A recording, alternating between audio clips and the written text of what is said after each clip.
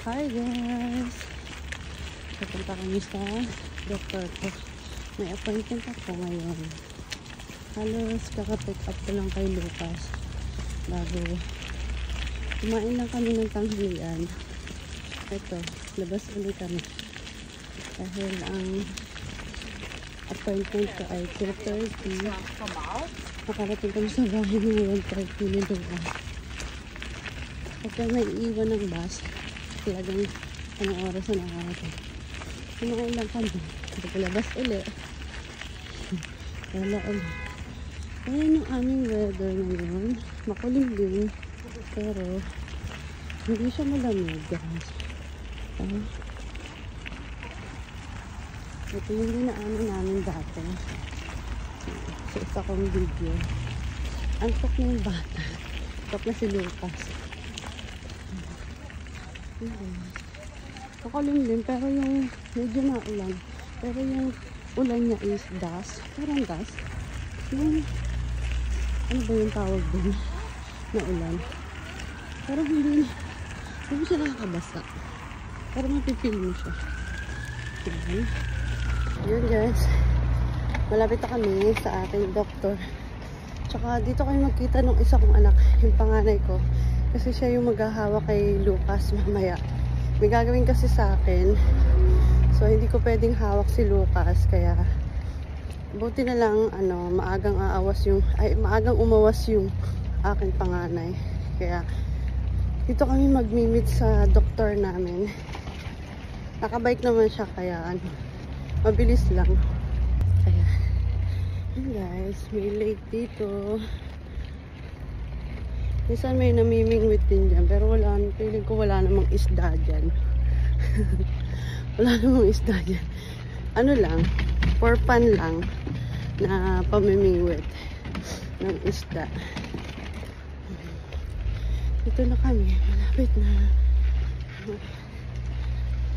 Kakahingal. Hihingal ako. Masakit pa man yung ulo ko. Sakit na naman ulo ko. Kasi si Lucas kagabi maligalig, paingit-ingit ng tulog kagabi, kaya hindi ako masyadong nakaayos ng tulog. Wala pa yung aking anak nung oras, kaya nun 2:30 yung aking appointment. Sabi ko magkita kami dito saan kaya ang aking anak na to? Anong oras na Ito yung supermarket. Katabi lang siya ng yung building ng aking doktor. Katabi lang supermarket. Sa isa kong anak kasi di pwede na di ko siya kasabay pag taas. Dahil mahiya yun. Sa bata niya. Sobrang mahiyain. Asan na kaya ang batang ito? Guys, update ko kayo mamaya.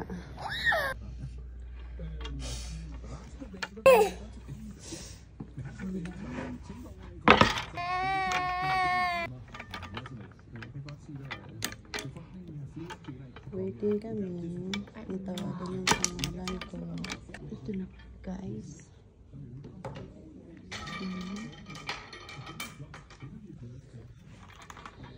Meron pang 5 minutes pa.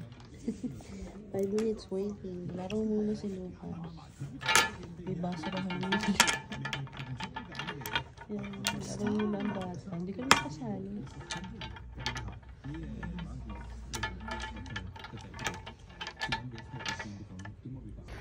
Yung guys, tapos na kami. Tapos na. Saglit lang naman. Kinuhanan lang ako ng dugo. Nung August tayo, nung kinuhanan nila akong dugo, may nakita sila may nakita sila, pero hindi naman yung sabihin na na delikado yung nakita nila. Kumbaga, para makasure, after 3 months nung kinuhanan ako, ngayon inanuhan ulit ako para makasure kung meron pa ba, kung okay, kung normal na ba uli yung aking liver. Hindi masyadong delikado pa. yung nakita sa akin yung nakaraan. Pauwi na kami guys. Dumaan na kami sa supermarket saglit. Kasi may binili kami na ulam. Wala kami ulam mamaya. Ano ko pang ano. Pauwi na. Bata. Maarte na. Nagaling na si Lucas. Di pa kasi siya natutulog.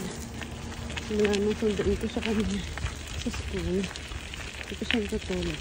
Kaya maligalig na siya guys. Yun. Mamaya na ulit guys. Pagpunta sa bahay. Ayan na po siya guys. Ayan na si Lucas. Ayaw niya matulog.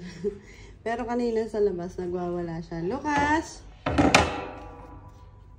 Pero pagdating namin dito sa bahay, yan. Puro siya laro. Mamaya yan matutulog pag siguro mga alas 5. Nagre-reklamo pa. Yan, matulog ka na. Ay, matulog? Ayaw niya talaga matulog guys. Gusto niya lang playing. Yan. Gusto niya yung mga complicated na place. Yan, pag nalaglag ka dyan, sige.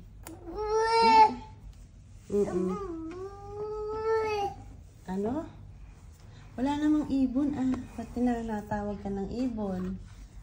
Lucas! Yung guys. Sakit ang ulo ko.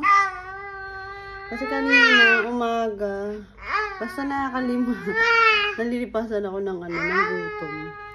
Late na kasi ako nakapag-lunch, kaya ganun ako, pag late na ako nakakapag-lunch, guys. Ang sakit sa ulo, diba?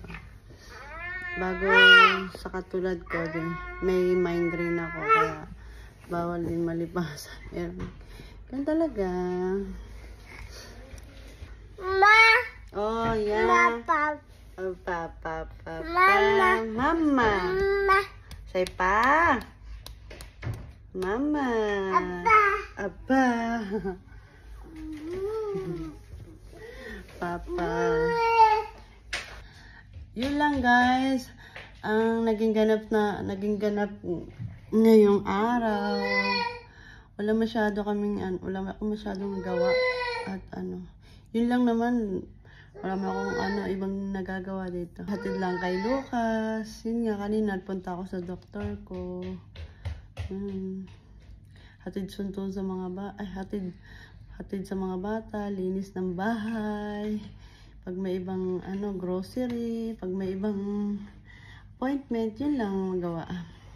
Don't forget to like and subscribe my YouTube channel and Facebook page, Mami A Vlog. Thanks for watching. Bye-bye!